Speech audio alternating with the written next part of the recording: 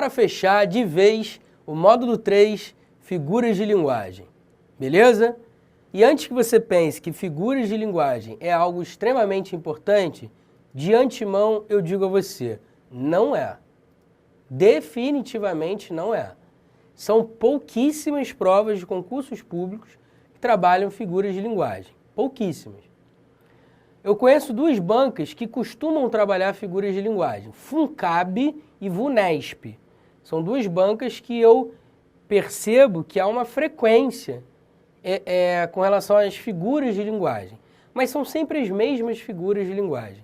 Não são muitas figuras. Se a gente for pensar em número, existem mais de 50 tipos de figuras de linguagem.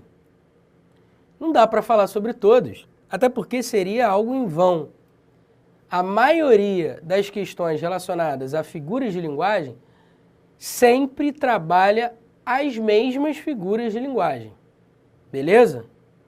Nós vamos, então, nessa aula, relembrar algumas figuras de linguagem mais importantes. Aí, o que eu fiz? Bom, nada melhor do que dar uma aula rápida, breve, dinâmica, sobre um assunto que quase não cai, com uma questão. E foi isso que eu fiz. Olho na telinha, vem comigo. Vamos lá. FUNCAB, Polícia Civil Espírito Santo, médico 2013. Questão novinha, hein? As figuras de linguagem são usadas como recursos estilísticos para dar maior valor expressivo à linguagem. Em outras palavras, quando nós usamos a linguagem de maneira criativa, de maneira expressiva, nós usamos figuras de linguagem. Uma simples cantada pode ser uma figura de linguagem, beleza? Quando você diz, por exemplo, você é a flor do meu jardim, você é a luz que ilumina o meu caminho. Enfim, qualquer cantada ridícula dessa, você está usando figuras de linguagem. Quando você diz, você é um poema do Vinícius de Moraes, você está usando uma figura de linguagem, beleza? Maravilha. No seguinte trecho, tu és a chuva e eu sou a terra, predomina a figura denominada, vamos lá, letra A, onomatopeia, B, hipérbole, C, metáfora, D, catacrese, E, sinestesia. Aí logo abaixo eu coloquei uma OBS, pleonasmo, metonímia, antítese, prosopopeia, eufemismo, ironia, etc. Eu vou falar sobre estas figuras de linguagem, ou seja, 5, 6, 7, 8, 9, 10, 11 figuras de linguagem. São estas que mais aparecem em provas de concursos públicos. Ok? Então vamos a elas. Olha para mim, eu vou falar uma por uma olhando para você.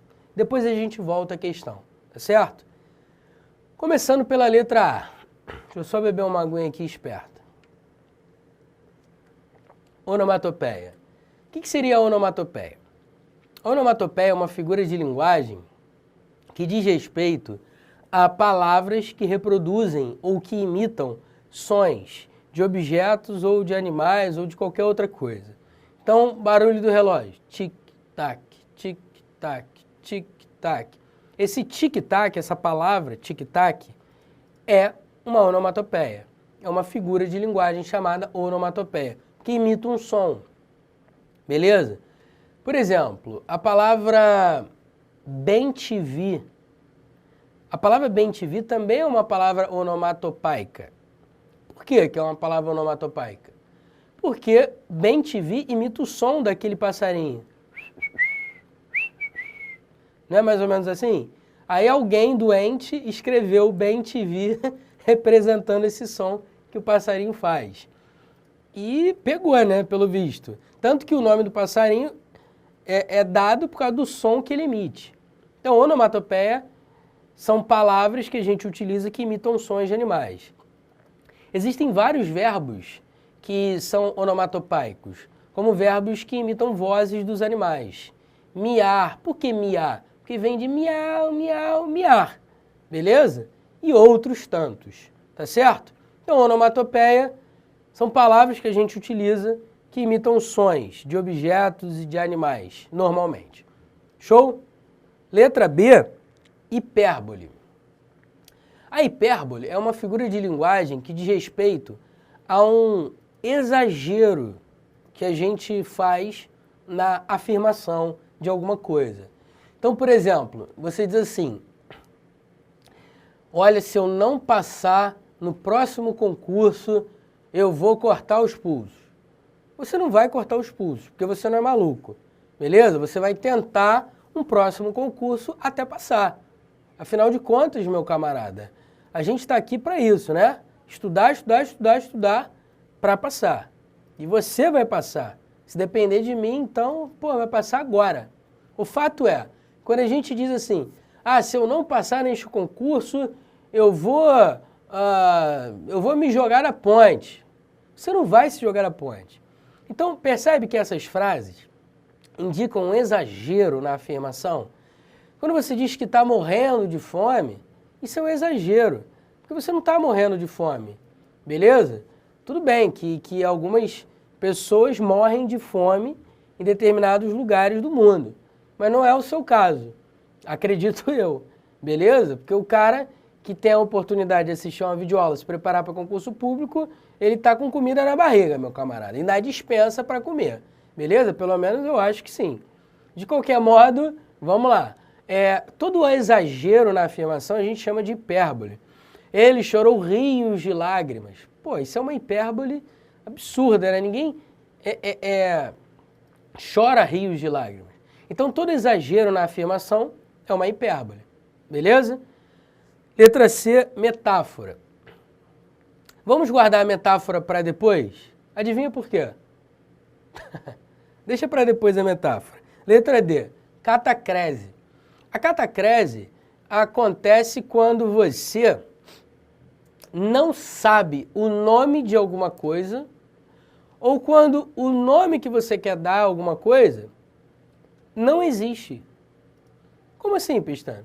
Por exemplo, você quer se referir à parte de cima dentro da boca, que fica acima da língua. Se eu não estou enganado, o nome da parte de cima da boca, que fica dentro da boca, em cima da língua, chama palato, se eu não estou enganado. Se você não conhece a palavra palato, o que você diz? Eu estou com uma coceira no céu da boca. Olha que doideira. No céu da boca. Por que céu? Porque céu está em cima, né? É algo que está em cima de nós. Então está em cima da língua, o céu, está em cima da boca, é o céu da boca. Olha que doideira. Catacrese, então é um nome que a gente dá para alguma coisa que a gente não conhece o nome ou quando aquela coisa não tem nome. Por exemplo, quando você diz que vai embarcar no avião, originalmente o verbo embarcar significa entrar no barco. Não existe o verbo enavião, enaviar. Não existe isso. Eu vou enaviar. Não. Eu vou embarcar no avião. Então você usa o verbo embarcar para quê? Para entrar no avião. Então você utiliza um verbo que serve para outra coisa, porque não existe um nome para entrar no avião. Ou senão você diz, eu vou entrar no avião. Mas aí também não é figura de linguagem, não é catacrese. Mas quando você diz, eu vou embarcar no avião, isso é uma catacrese. Beleza? Vou te dar só mais um exemplo. Quando você diz assim, o relógio da luz está escangalhado. Só que não é relógio da luz, é um marcador de luz, né? Que fica lá na sua casa, o marcador de luz.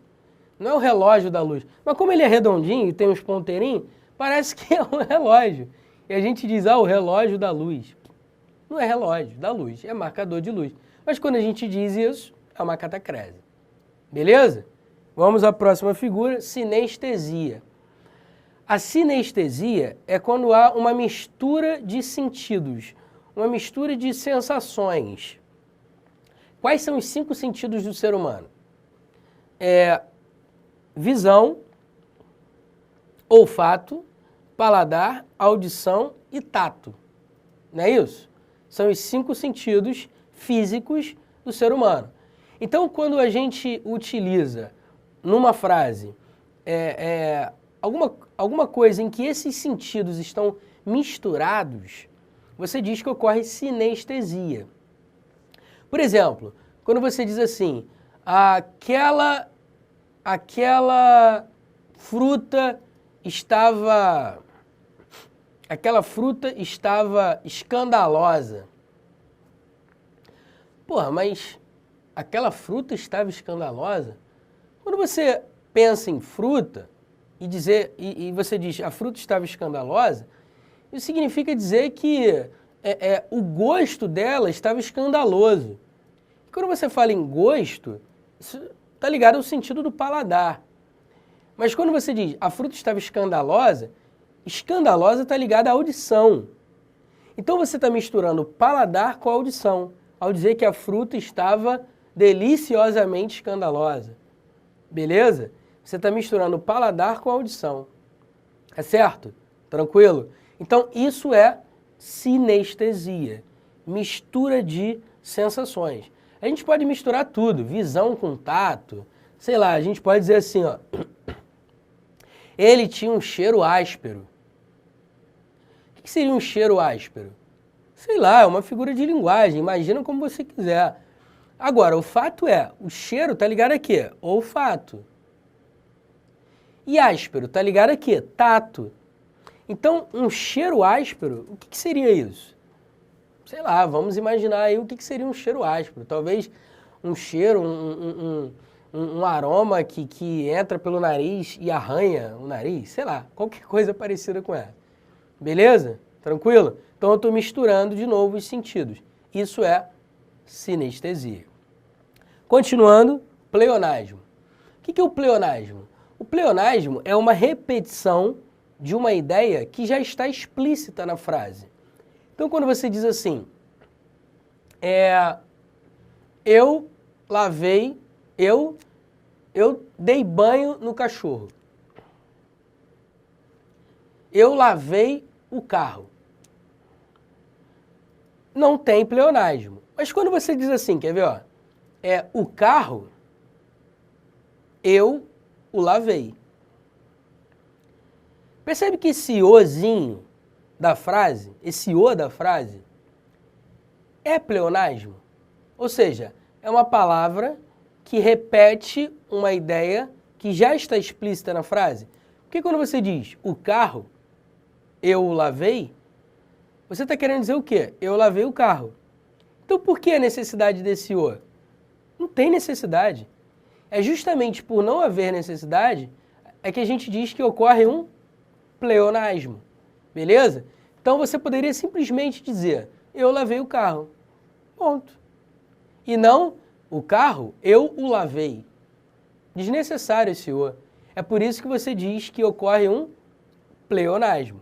Então, o pleonasmo é a repetição de uma ideia já explícita na frase. Quando você diz, por exemplo, que vai entrar para dentro, sair para fora, subir para cima, descer para baixo, isso é redundante. Isso é um pleonasmo. Mais do que um pleonasmo, a gente diz que é um pleonasmo vicioso. Por que ele é vicioso? Porque a ideia é tão óbvia, mas tão óbvia, que ela se torna algo muito redundante, muito pleonástico. Então a gente chama de um pleonasmo vicioso. E o que é interessante é que muitas pessoas no dia a dia usam entrar para dentro, sair para fora, descer para baixo, subir para cima. É normal as pessoas usarem no dia a dia, mas saiba que é um pleonasmo. É a repetição de uma ideia já explícita na frase. Se você vai entrar, já é para dentro. Se você vai sair, já é para fora. Se você vai subir, já é para cima e descer, já é para baixo. Então simplesmente diga, eu vou entrar na loja e não eu vou entrar dentro da loja. Porque se você vai entrar, já é dentro da loja. Beleza? Show de bola. Fechou o pleonasmo. Vamos à próxima figura, metonímia. A metonímia, em provas de concursos públicos, se confunde com uma figura de linguagem chamada sinédoque. Então, não vou fazer a diferença entre metonímia e sinédoque, Porque em prova de concurso, o cara pede simplesmente metonímia. Ele não faz a distinção entre metonímia e sinédoque. Pelo menos eu nunca vi uma prova trabalhando a diferença entre essas figuras de linguagem. O que é a metonímia? A metonímia é quando você utiliza uma palavra, uma expressão, em substituição de outra palavra ou expressão, porque entre elas há uma espécie de relação de parte pelo todo, normalmente. Vamos entender isso? Quando você diz assim, quer ver, ó? Eu comi um prato de nhoque. Na verdade, você não comeu um prato de nhoque. Você comeu um nhoque dentro do prato. Beleza? Porque você não come um prato feito de nhoque. Você come um nhoque dentro do prato. É a mesma coisa, eu bebi um copo de vinho. Você não bebeu um copo, você bebeu o vinho dentro do copo. Então essa relação é uma relação de todo o prato e o conteúdo do prato. O que está dentro do prato, que seria a comida. Ou o recipiente, o copo, e o que está dentro do copo, ou seja, o vinho. Então há uma relação aí de continente e de conteúdo. O prato é o continente, o nhoque é o conteúdo, o copo é o continente e o vinho é o conteúdo. Beleza? Então essa relação de continente, de conteúdo, essa relação de todo e parte do todo, eu chamo de quê? Metonímia. Vou te dar outro exemplo. Imagine que esteja escrito assim, as casas da vila viram o acidente da estrada. Imagina que haja uma vila perto de uma estrada. Aí você diz, as casas da vila viram o acidente da estrada. Na verdade, as casas não veem nada. Concorda comigo? Quem vê alguma coisa são as pessoas dentro das casas. Então, eu estou substituindo pessoas por casas. Quando eu substituo pessoas por casas, o que eu estou fazendo? Eu estou fazendo uma metonímia. Casa é o todo. Quem está dentro da casa? A pessoa. Então, eu estou substituindo aí o quê? A parte, pessoas, pelo todo, que seria a casa. Beleza? Então, as casas da vila viram o acidente. Na verdade, foram as pessoas que pertencem às casas. Mas eu simplesmente digo, as casas da vila. Trocando aí a parte pelo todo. Vou te dar outro exemplo de metonímia. Quando você diz assim, ó, você vê um bando de jovens, né, na rua fumando crack e tal, como isso é comum no Brasil, infelizmente, né? Fazer o quê? Aí você está passando, está vendo jovens lá fumando crack, e você diz assim, essa juventude de hoje está perdida. Na verdade, não é a juventude de hoje que está perdida. São os jovens que estão perdidos. Concorda comigo? Vamos lá, vou reformular a frase. Essa juventude não para de usar crack. Na verdade, não é a juventude que não para de usar crack. São os jovens que não param de usar crack. A juventude é uma característica, é uma condição, é um estado de pessoas jovens. Só pessoas jovens têm o que se chama de juventude. A juventude é um conceito abstrato, é um estado, é uma condição de um ser. Agora, quando a gente diz o jovem não para de usar crack, aí tudo bem, aí é em sentido literal. O jovem é o quê? A pessoa jovem. Quando você troca jovem por juventude, a juventude é parte do jovem. Então eu estou trocando o quê? O todo, o jovem, pela parte, a juventude. Então você está trocando o todo pela parte. Novamente eu tenho uma relação metonímica. Para fechar, para ficar bonito. Esse exemplo eu acho excelente. Você diz assim, por exemplo, de metonímia. Ele conquistou o ouro olímpico. Na verdade, ele não conquistou o ouro olímpico, ele conquistou a medalha feita de ouro. Então, eu estou trocando aí de novo o quê? O todo, a medalha, pela parte que a compõe, que seria o ouro, né? O metal ouro, que compõe a medalha.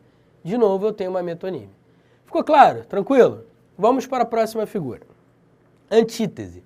A antítese é uma figura de linguagem que trabalha com antônimos, ou seja, palavras ou expressões em oposição.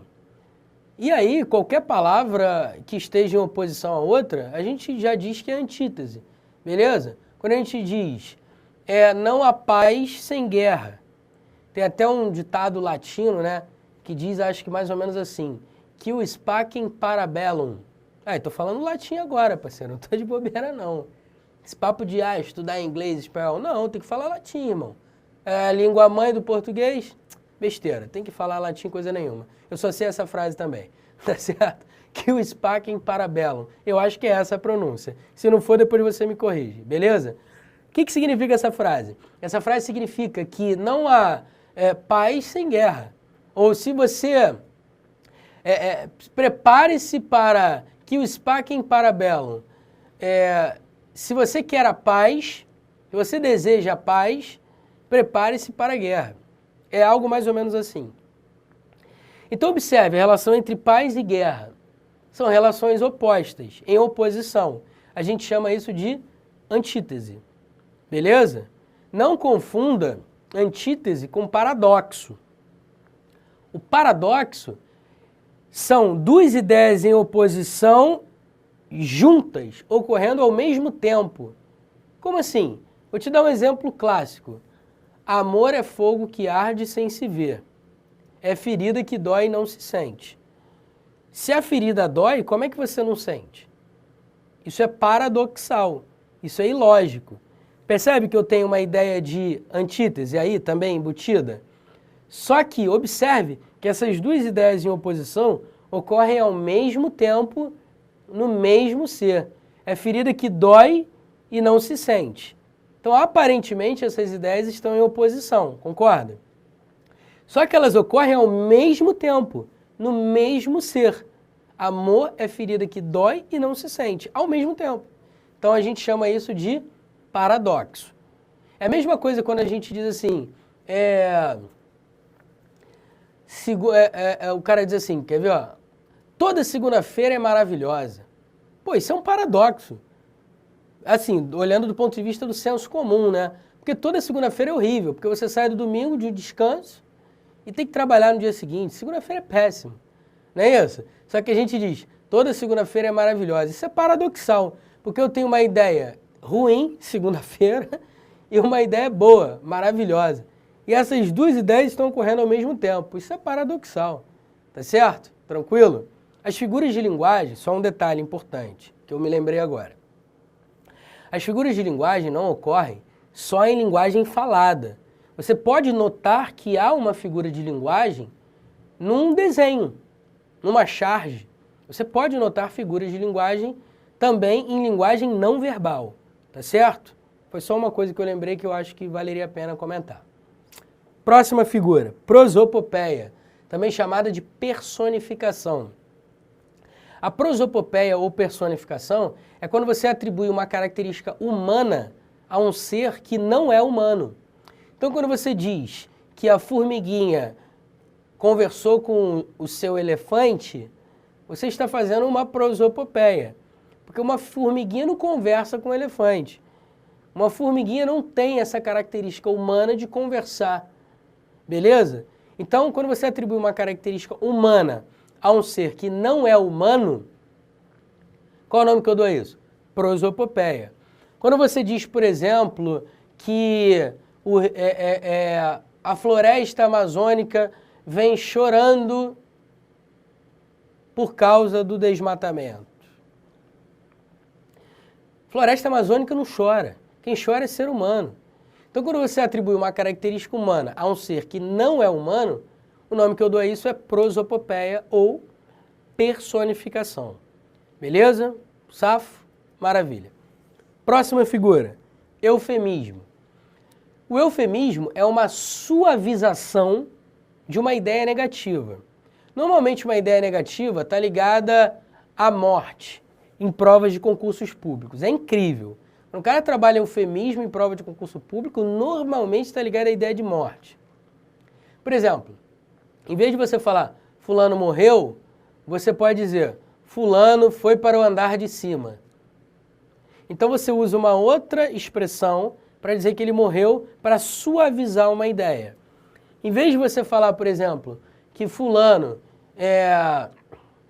tem um tumor maligno, você diz que fulano está com um problema sério.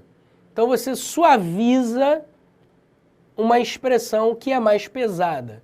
Então o eufemismo é justamente isso. É quando você suaviza uma ideia negativa. Tá certo? Eu não vou falar aqui algumas besteiras que eu falo em sala de aula presencial, porque aqui o ritmo é mais suave. Mas em eufemismo eu costumo dar exemplos relacionados a coisas... Enfim, deixa quieto, não vou falar aqui não. Ironia. O que é ironia? Ironia, tu vai ficar na curiosidade agora, né? Depois tu me manda um e-mail, a gente conversa pelo Facebook, eu te dou os exemplos perigosos de eufemismo. Que não cai em prova, obviamente, mas é só para fazer graça. Ironia. A ironia é quando você trabalha uma ideia diferente daquela que você pensou. É quando você diz aquilo, diz algo contrário àquilo que você pensa. Por exemplo, você está assistindo a essa aula agora, não está? Vamos supor que você não esteja gostando, esteja odiando essa aula. Aí você diz assim, caramba, essa aula do Pestana é show, é massa, é sensacional, é trilegal. Se você diz isso e você não está gostando da minha aula, você está declarando algo contrário àquilo que você pensa.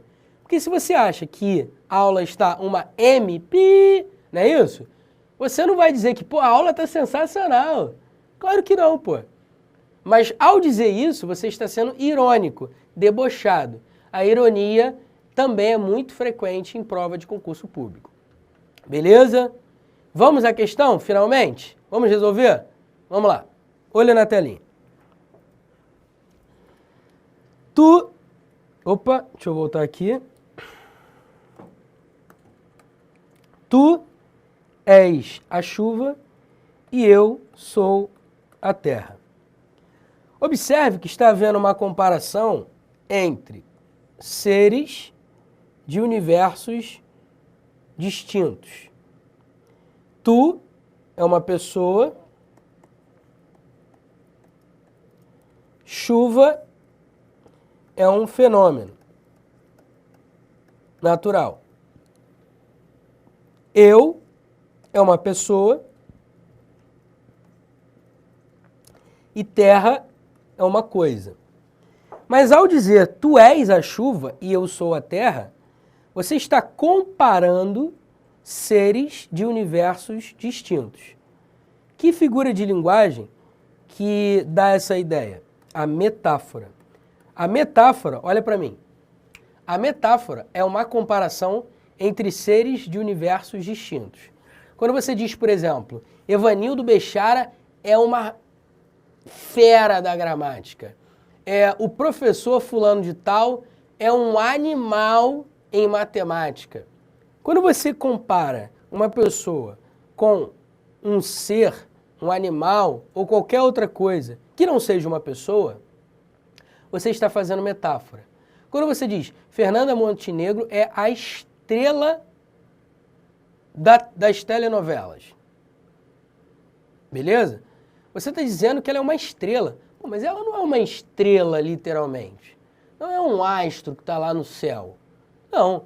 Você está comparando seres de universos distintos e nessa comparação você está atribuindo um juízo de valor. Concorda comigo? Portanto, quando você compara seres de universos distintos, eu tenho o que se chama de metáfora. Beleza? Em 30 minutos, falei sobre 11 figuras de linguagem, ainda fiz uma questão e tenho certeza que você vai se dar bem numa prova que caia figura de linguagem. Saiba que são pouquíssimas as bancas que trabalham isso. Mas se cair, são normalmente essas figuras de linguagem que se encontram nas provas. Beleza? Beijo no coração. Próximo módulo, morfologia. É um grande capítulo, mas vai valer a pena. Fui!